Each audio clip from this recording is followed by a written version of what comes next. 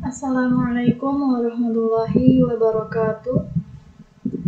Perkenalkan, nama saya Nisa Ayu Pratiwi dengan NIM 4114240003. Di sini saya akan mempresentasikan hasil dari PPT saya tentang paradigma Qurani dalam menghadapi perkembangan iptek dengan dosen pengampu Profesor Dr. Novianti Jafri, SPDI, MPDI. Langsung saja kita masuk kepada pembahasan. Pengertian paradigma Qurani. Secara etimologis, kata paradigma dari bahasa Yunani yaitu para yang berarti di samping dan digma berarti sudut pandang, teladan, arketip, dan ideal. Pada kesimpulannya, paradigma adalah cara pandang, cara berpikir tentang suatu realitas. Adapun secara terminologis, paradigma adalah cara berpikir berdasarkan pandangan yang menyeluruh dan konseptual terhadap suatu realitas atau suatu permasalahan dengan menggunakan teori-teori ilmiah yang sudah baku, eksperimen, dan metode keilmuan yang dapat dipercaya. Dengan demikian, paradigma Qurani adalah cara pandang dan cara berpikir tentang suatu realitas atau suatu permasalahan berdasarkan Al-Quran. Paradigma Al-Quran dalam memahami iptek.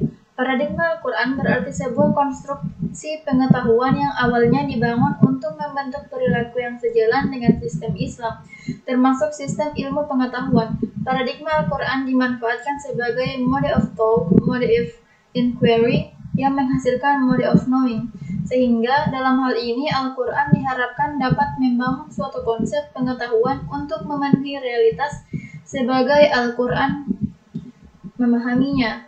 Untuk dapat menjadikan Al-Quran sebagai paradigma, kemudian meluruskan nilai-nilainya normatifnya ke dalam iptek, maka perlu memperhatikan beberapa hal, yaitu: pertama, pengembangan penafsiran sosial struktural lebih daripada penafsiran individu, atau lebih ke penyebabnya. Dua, orientasi pemikiran dari subjektif ke objektif. Ketiga, mengubah Islam normatif menjadi teoritis. Dan yang keempat adalah merumuskan formulasi wahyu yang bersifat umum menjadi formulasi yang spesifik dan empiris. Pentingnya paradigma Qurani bagi kehidupan manusia. Peran Al-Quran bagi umat Islam adalah menjadi sumber primer dalam segala segi kehidupan, menjadi sumber agar teologi hukum, mistisisme, pemikiran, pembaharuan pendidikan, akhlak, dan aspek-aspek lainnya, meluruskan akidah manusia. Dijelaskan oleh Yusuf Al-Qardawi, tujuan Al-Quran diturunkan paling tidak ada 7 macam alasan ini, yaitu meluruskan akidah manusia, meneguhkan kemuliaan manusia dan hak manusia, mengarahkan manusia agar beribadah secara baik dan benar, mengajak manusia mensucikan rohani, membangun rumah tangga yang sakinah, membangun umat menjadikan saksi atas kemanusiaan, dan mengajak manusia agar saling menolong. Iptek dalam Al-Quran. Islam merupakan agama yang komprehensif yang juga mengandung iptek atau sains. Banyak ayat-ayat Al-Quran yang menjelaskan bagaimana pentingnya iptek atau sains. Iptek merupakan suatu alat untuk mempermudah memahami ajaran Islam. Ajaran Islam memang memandang bahwa agama adalah dasar dan pengatur kehidupan. Akidah Islam menjadi basis dalam ilmu pengetahuan, sehingga Al-Quran dan Al-Hadis menjadi landasan pemikiran, yaitu suatu asas yang di atasnya dibangun seluruh konsep pemikiran dan ilmu pengetahuan manusia.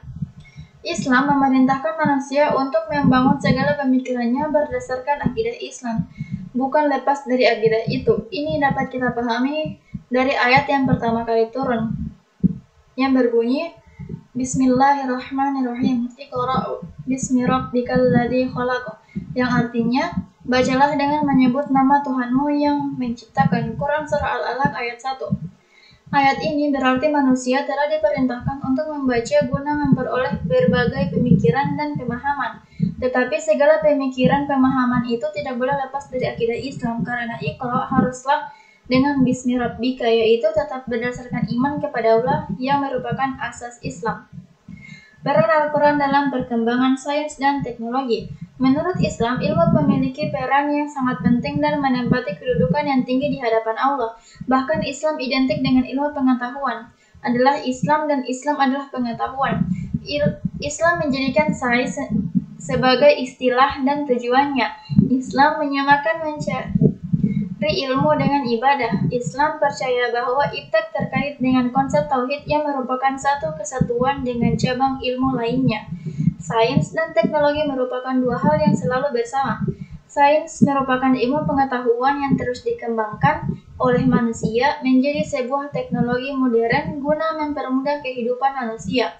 Ilmu pengetahuan mengalami perkembangan karena manusia terus menuntut ilmu. Dalam Islam, menuntut ilmu merupakan perkara yang wajib dilakukan bagi umat Islam, tidak memandang laki-laki atau perempuan. Sebagaimana hadis sabda Rasulullah SAW yang dirawayatkan oleh Ibnu Majah, yaitu menuntut ilmu adalah satu kewajiban atas setiap orang Islam. Peran Al-Quran dalam perkembangan sains dan teknologi. Dalam berkembangnya ilmu pengetahuan, di samping memberi manfaat kepada manusia dan sekitarnya, tentu saja akan muncul hal-hal yang tidak diinginkan atau dampak negatif. Nah, peran Al-Quran dalam perkembangan sains dan teknologi yang berdampak pada hal negatif antara lain. Yang pertama, mengajarkan manusia agar hidup proporsional. Yang kedua, mengajarkan agar tidak hidup berlebihan. Yang ketiga, mengajarkan agar tidak egois. Yang keempat, menjadi pedoman dalam berperilaku. Dan yang kelima adalah menjadi solusi permasalahan modernisasi. Nah, kesimpulan dari materi yang telah saya jelaskan tadi adalah paradigma Qurani dalam menyoroti segala persoalan harus tetap menjadi komitmen umat Islam agar umat tidak kehilangan jati dirinya dalam menghadapi tantangan modernitas. Kehidupan modern yang pada hakikatnya merupakan implementasi kemajuan iptek atau ilmu pengetahuan dan teknologi akan memberi manfaat dan terus berkembang untuk membawa kemajuan yang harus dipandu dan diarahkan oleh wahyu atau Al-Quran agar umat tidak terjebak dalam kehidupan sekularis.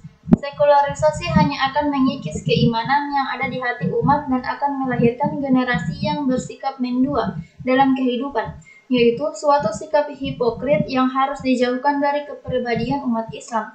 Umat Islam akan maju kalau Al-Quran menjadi tuntunan dan Rasulullah menjadi panutan. Umat Islam akan tertinggal dan masuk pada situasi stagnasi.